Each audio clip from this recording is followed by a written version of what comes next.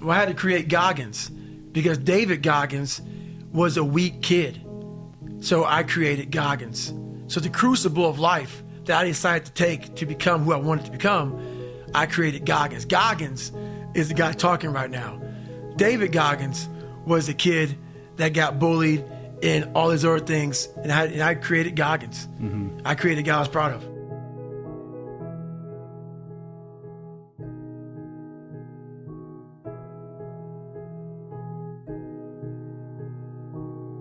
You're constantly looking. For me, everybody's journey is different. Everybody's journey is different. I was on a journey to see who David Goggins was. And that journey took me in some of the hardest areas a human being can even imagine. And right now at 41, I'm the happiest person on the planet because, I had to climb Mount Everest several times just to look down on my life to see what hell I came from. And that's what kept me going through all this stuff. Like I envisioned myself going through, like when I was a young kid and they called me Henry all the time. My dad beat the hell out of me and I had no self-esteem. I had this vision of if I can make it to where I want to go. Imagine when I look back on my damn life, how proud I will be. And now I'm here. I'm able to look back on this life I lived that many people will never understand because why? When you're passionate, they think you're crazy. And you can't even explain to people why you're doing or why you did what you did because you found your purpose. And once you found your purpose, you can't really explain it to normal people because they don't understand passion because they live everyday life just going, not really finding their purpose. So I become a foreign language to people.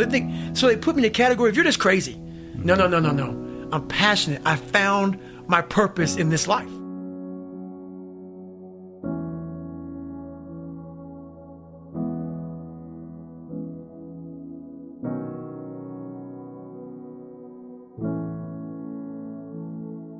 So how I think about it is when I made the decision, the conscious decision to become a warrior, I realized that my mentality had to be very different. And what that meant was I had to put myself through a bunch of crucibles to gain the warrior mentality. Some guys are born with it. I believe that. Some guys are born because they have some great childhood and their dad's tough on them and they build this mental toughness and this discipline in this kid. I didn't have this. So I had to design a crucible to put myself through to gain this warrior mentality. Mm-hmm. So what I mean by warrior mentality, which is why some people take what I say so literally and they just say, my God, you're just crazy, you're gone. No, God had to put some people on this planet Earth to do very dangerous things to protect this country. Love it or not, I'm one of those people. Mm-hmm. So to have the mentality that I have, to be in a room that's 10 by 10, I have a weapon, I'm outside a door, I don't know what's behind that door. So our job as a SEAL, most of our job is to go behind, open a door and say, surprise, we're here. Mm-hmm. The thing about the surprise is I don't know what's behind that door. So to have that kind of mindset to say, I'm gonna look at AK-47 in the face repeatedly, you know what kind of mind it takes to open that door and not be afraid to shut that door and run away? I was building that callous mind through these things, bad waters, so even after I became a SEAL, I was still on the journey to become a better warrior. Right. And these races and all these events, it wasn't about being an ultra runner. I saw, first of all, it was about raising money, but also the selfish side of it all was I was building a warrior mentality by putting myself in the crucible of hell at mile 60 of a 135-mile race in Bedwater. What are you thinking? Blisters, shin splints, stretch fractures, peeing blood maybe. What are you going to do now, David? How are you going to get the next 70 miles in this race? A lot of people set these great goals, like they want to do Badwater, or they want to do an Ironman, or they want to be a millionaire, or whatever they want to do. They have these great goal lists, and they're amazing. Goals are important. But what we don't do in life, which is why people quit in SEAL training and they quit in these different things, we don't look at ourselves in the accountability mirror and take care of the number one thing before you start a goal. Let's take care of our insecurities because they're going to surface when you put yourself in the crucible and you're suffering. Mm-hmm. You may be the best physically fit person on the planet. If you haven't handled your mind and handled your jealousies, your insecurities, whatever happened to you as a child and in between, they're going to surface at the time when your mind starts to question, why the hell am I out here in this race?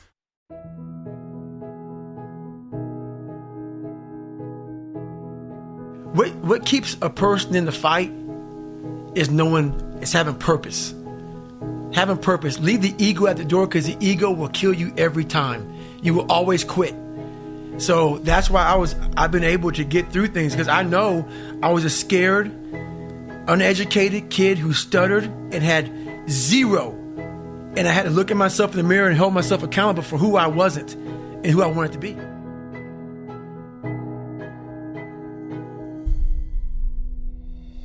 None of it was external. I don't care about money.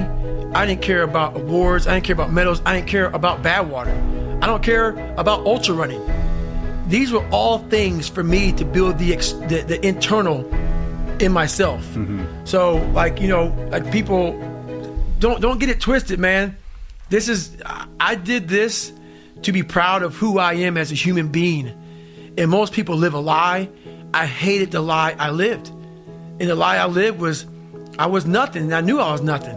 And my journey, I wanted to be something. I wanted to be proud of who I was, and it took me in that direction.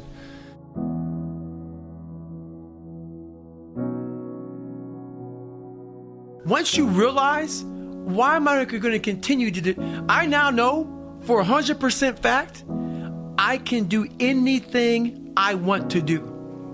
I'm going to fail probably 1,000,000 times trying to do it, but I guarantee you one thing. You will then read about 20 years from now, David Goggins doing what he set out to do, and he failed for 20 years. You're reading the paper, that son of a bitch actually did it. Because I know I can.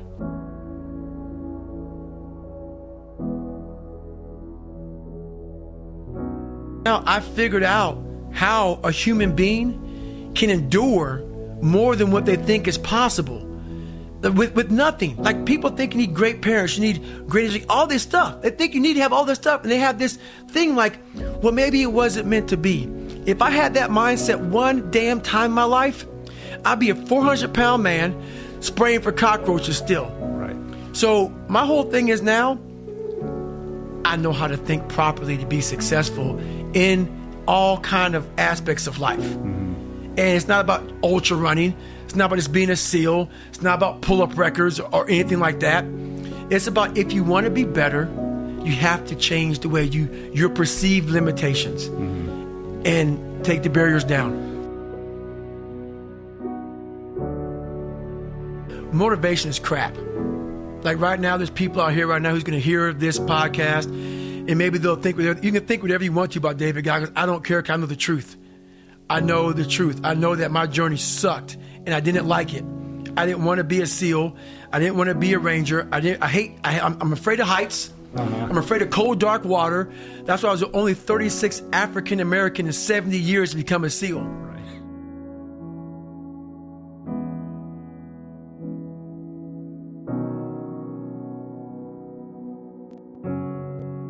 Believe what you want. Think I'm crazy, because why you think this? Because you can't see yourself going further than what you can. So you want to put a tag on David Goggins? Well, tag me. I'm sorry to say, I say beyond motivated, because it takes that to be successful. I may motivate you right now. If you're living in Chicago and it's -2 degrees, and I motivated you to get out of your house and go run 2 miles, but that wind chill hits your face once you go outside, that motivation is going to go away real fast. Mm-hmm. You go back inside and sit your ass on that couch. A person that's driven and passionate, they go outside, feel that wind chill, they go back inside to get a new hat, because I'm going to get my damn running today. Right.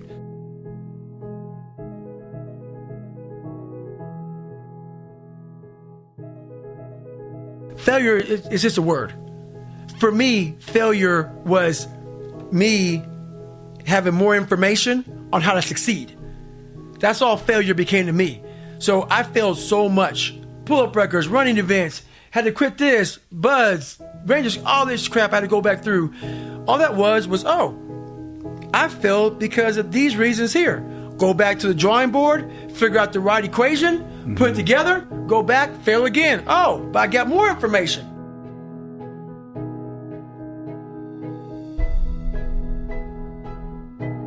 I'm in a very small category of warriors, real warriors. And I want to say that is a whole different mentality. So I've worked with people who had the courage to jump on grenades and killed themselves to save everybody around them. That's the kind of mentality it takes to be a SEAL. Does every Navy SEAL have it? No. But that's what SEALs are. That's what we try to. That's why Navy SEAL training BUDS is so hard. We're trying to find that person who's willing to go the distance. And the distance is your life. So when I'm talking to people right now, maybe what I say to you does not resonate because why? You're not willing to give your life for something.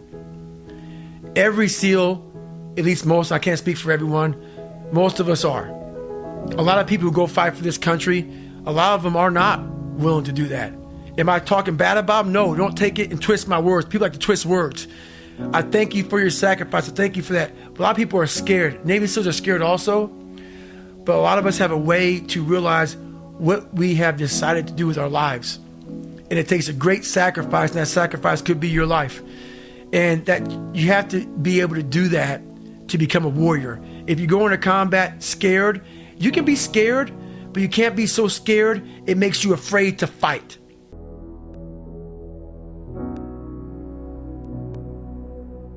I get it. You have to have knowledge to be great at something, and to lose weight, to be a smart, you gotta have knowledge. Knowledge is power. But I'm gonna tell you right now, man, how much damn knowledge do you need? You can go on the internet right now and figure out how to drop 5 pounds tomorrow. Everything is right there at your service. If you want it, you will achieve it. But if you wanna waste time and figure out, ask all of these fucking questions, I'm gonna give you the same answer. Stop asking the question and achieve what you want.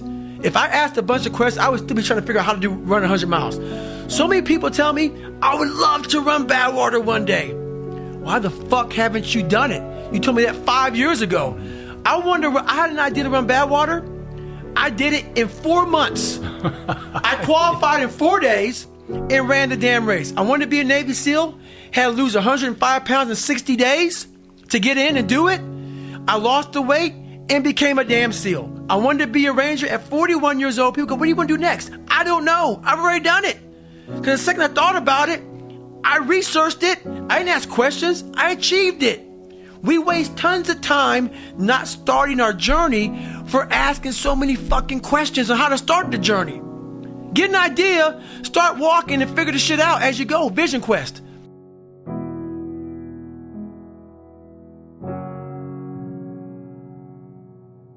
So everything I was afraid of, I made sure to meet it right in the face and overcome it. Right now, what I'm working on now is learning how most people think. Because my whole thing, why I was hard for me to go on social media, because why people would give me this weak crap. And I absolutely cannot understand this freaking mentality. So I would just go off. Because I would go back to where I came from, and I would approach you in a way that was garanimal, animalistic. Like, what is wrong with, why don't you go somewhere in your mind where you find out who the hell you are?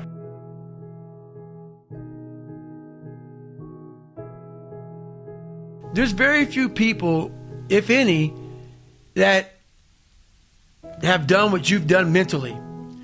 So I had to go back, and I'm always better in how I think.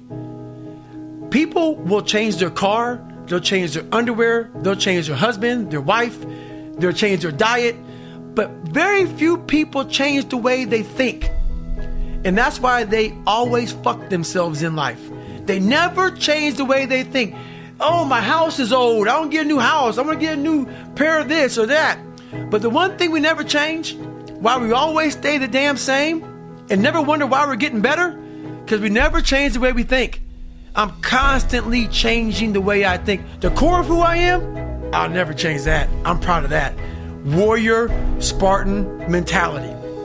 But how I deal with people, how you can touch people is you gotta know what they respond to. And everybody's responding to me saying, look, get the shit up, man. Stop being a little punk. I gotta see what's wrong with you, think what I'm thinking, and then tell you not what you want to hear, but kind of what's going to motivate you. We're all motivated very differently.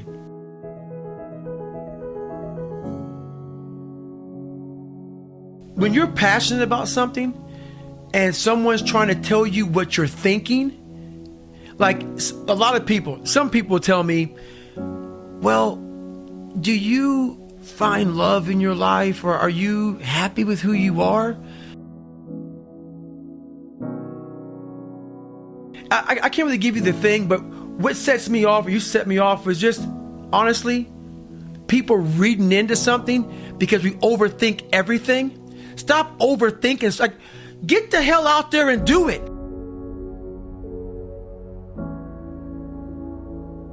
But there's going to be times in my life where some people just need to hear something from a different person, because it may, like I said, thinking, it may change the way you think. If you ignore all those comments, which I do most of them, some of them you got to attack, because why? I might put a spark in your brain to maybe you may think to yourself, wow, that just changed my life. Right. So if you ignore all of them, you're ignoring the fact of why I am on social media. Right. To now tell you how I'm thinking and not just hear the weak sauce you have that you're bringing my way.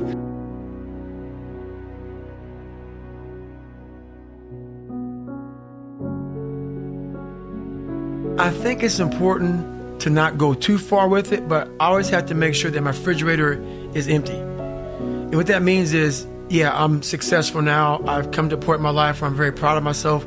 I love myself for all you people out there who don't think it. I'm very peaceful. I love what I've accomplished. I'm so proud of that. But at the end of the day, the worst thing that can happen to a man is he becomes civilized. Once you become so civilized that you have everything you want, that warrior mentality that I'm so proud of, that I had to, I wasn't born with it. I had to go through the crucible of my life to acquire it. You always want to keep that thing sharp like a sword. So you always you don't have to sharpen it every day like you did when you were going to combat. But if you leave it alone for too long, it gets a little dull. And that's my mind. I always want to sharpen it. I don't have to do these things every single day of my life.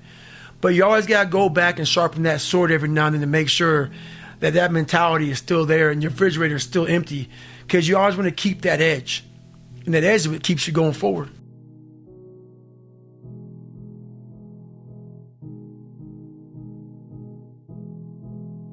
After every race, I was either in a wheelchair or whatever, because running with sickle cell is just not the smartest thing to do. Those distances. At mile 50 of every 100-mile race, man, I was destroyed.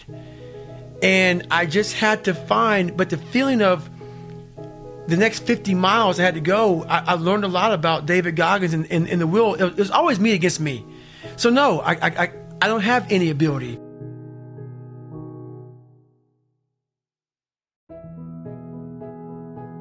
And I'm not going to ever let anybody make themselves feel better by telling me that I was some genetic freak. I'm not going to make yourself feel better about that. I suffered. And I always say suffer because that's what I did. It was miserable. The races, every single race in Hell Week, in Buds, in Ranger School, I suffered tremendously. I should never have been able to do it, which is why I'm so proud of myself. I don't care what place I came in. I don't care I walked 105 miles of bad water. I did it. That was the journey. That was the mission. That was it's about. It's not about, oh, well, this guy's just a freak. If that makes you feel better, that's fine. No, you can do it off just a breath of air in the right mindset. That's the message. So you watered down my message by putting me in a category of I'm crazy, I'm a freak, whatever.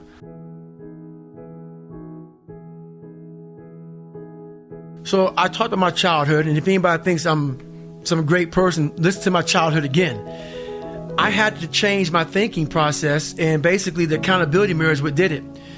I started shaving my head and my face when I was 16 years old, and I realized when I started shaving my face and my head, you have a lot of time to look at your reflection. And for something, it sparked in me. I'm like, man, I'm a piece of crap. Like, I ducked school. I barely am graduating. I'm this, I'm all these things, man. And I had to really tell myself the truth. And so many people, when you say you're dumb, the first thing people say, oh, no, you're not. If you're dumb, you're dumb. If you're fat, you're fat. But if you're not willing to tell yourself that, and everybody around you in your circle continues to give you this positive feedback, if you suck, you suck. Mm-hmm. If you tell yourself you suck, that is when you become great. I gotta get to the surface of who I'm not. And I held myself accountable. I lied to this person today. I'm a liar. I'm a cheater. I'm this, I'm that. And I tell myself, and I fixed these issues. And that part was hard. It was hard to not be jealous of this person who had this and this and this. I had nothing. Nothing. It was hard to tell this person, yeah, I'm jealous of you. And I'm insecure. I'm a very insecure guy. And I have nothing. It was hard to look at all that. I'm not real smart. And I had to fix these issues. And the accountability mirror was, now I look at myself in the mirror and say, wow, you fixed these issues.